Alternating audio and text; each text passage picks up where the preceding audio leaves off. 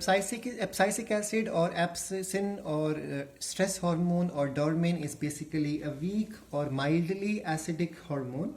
This hormone opposes the growth promoting effect of auxin, gibberellic acid and cytokinin. So apart from ethylene, the main growth negative hormone or growth regulator hormone is abscisic acid, because ethylene, I just told you, has both role, positive roles also, negative roles also.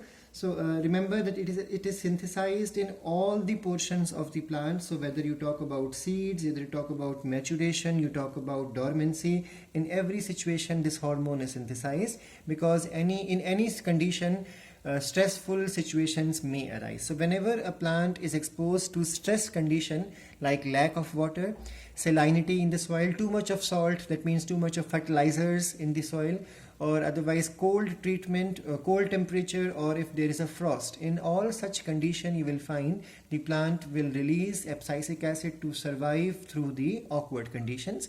Now in the course of history, different scientists performed experiments. So there was an experiment done on potatoes tuber, which were dormant tubers. It means dormant means in sleeping mode, not sprouting, not germinating, simple tubers. So it was found by Clark and Cafford that potatoes dormant tubers are dormant because of a hormone inside, or you can say a biochemical inside, and they called that biochemical as inhibitor type B.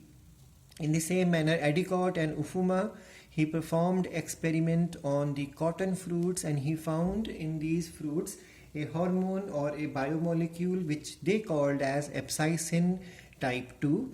And in the same manner, Waring and Robbins performed experiment on betula leaves, and he found that there is a biomolecule which they called as dormin.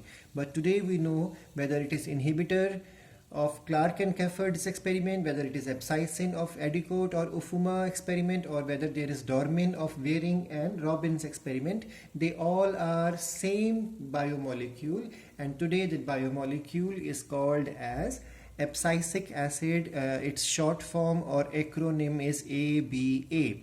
Now remember that abscisic acid is found in all the plants, or in all the parts of the vascular plants, and it is also synthesized in all the cells which carry plastid. So whether a cell carry chloroplast, leucoplast or chromoplast, if a cell carries plastid, it is definitely going to synthesize abscisic acid also.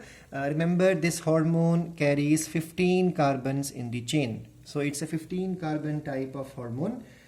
And this hormone is derived from mevalonic acid. In the beginning of this chapter I have explained that point to you, the mevalonic acid. And it has been found that it is also formed from xanthophyll, which is also called as the vioxanthophyll.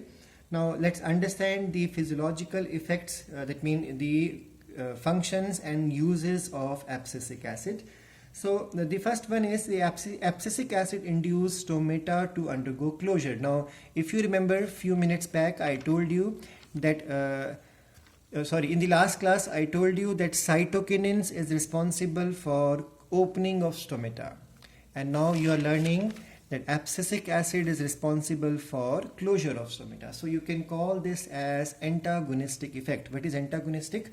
Opposite to each other. So two different compounds, they are targeting the same structure but having opposite effect. That means cytokinin and abscisic acid, they both target stomata, but abscisic acid is responsible for closure of stomata and cytokinin is responsible for opening of stomata. So whenever stressful conditions are there, under stressful conditions, especially the water stress, there is a rapid rise in the amount of abscisic acid, and this increase in the level of abscisic acid will cause closure of stomata, and this will bring down the rate of loss of water through transpiration. So because plant has already understood water stress is going on, so it prefers to close those windows which are called as stomata and save every precious molecule of water inside the plant's body. I hope this point is clear to you. So this can also be linked with the stress related growth. So whenever a plant undergoes stress, its growth is controlled by abscisic acid. So under conditions of water stress, abscisic acid promotes root growth and inhibit the shoot growth. Why? Because if the shoot continues to grow, more shoot means more lenticels, more shoot means more stomata, so there will be more loss of water. So instead of promoting shoot growth, the abscisic acid will start promoting the root growth, so that if there is more root, more chances to search for precious molecules of water. I hope this point is clear to you. The next one is bud dormancy in winter. So when winter conditions come, the dormancy is induced by abscisic acid. So abscisic acid accumulates in the dormant buds, accumulates in the dormant seeds and other dormant storage organs, and these organs will remain dormant till abscisic acid is not completely broken down, or till the point other hormones do not take over the effect of abscisic acid. Dormancy helps a lot a plant in survival, because dormancy helps in overcoming the effect of adverse environmental conditions.